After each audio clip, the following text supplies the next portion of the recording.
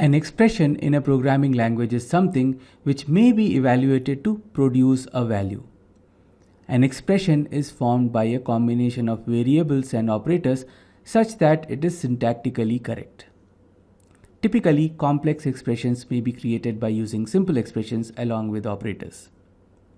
For example, a variable declaration itself is an expression, and the variable declaration expression evaluates to undefined value. Alright? So this undefined is printed here. If you recall, this console environment is REPL style.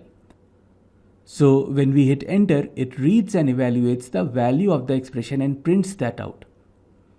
Variable declaration is also an expression which evaluates to a value of undefined. Similarly, variable assignment expression evaluates to the value that has been assigned to the variable. So now if we say x is equal to 4, 4 is printed on the console because this expression itself evaluates to 4, the assigned value. Actually, variables themselves form some of the simplest expressions. So if we just type in x and hit enter, the value of this expression is printed on the console. Alright. Similarly, literals and constants may also be treated as simplest form of expressions. By using simpler expressions and operators, we can come up with more complex expressions. Expressions are evaluated from left to right, with part having operators with higher precedence to be evaluated first, which is the case with most programming languages. But I suggest that instead of trying to memorize the order of precedence for operators, just use brackets to enclose expressions that you want to be evaluated first. For example, in this case, we want x plus 2 to be evaluated first, so we put it inside brackets. And then we multiply x to the result of that expression. Alright? Using brackets also makes for cleaner and more readable code for other programmers.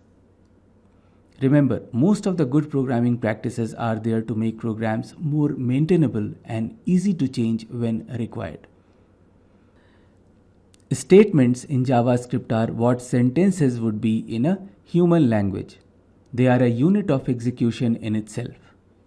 In JavaScript, although it is not mandatory to end a statement with a semicolon, it is a good practice to do so, because that makes the intent of your code clear. Sentences are made up from expressions and function calls, ending with a semicolon. For example, here we declare a variable z and initialize it to a value of 6. So this is a statement, and the interpreter will be able to execute just this statement if it had to. That's why we say that statements are the smallest but a complete unit of execution. There are also some control flow statements which we will look at in the next section.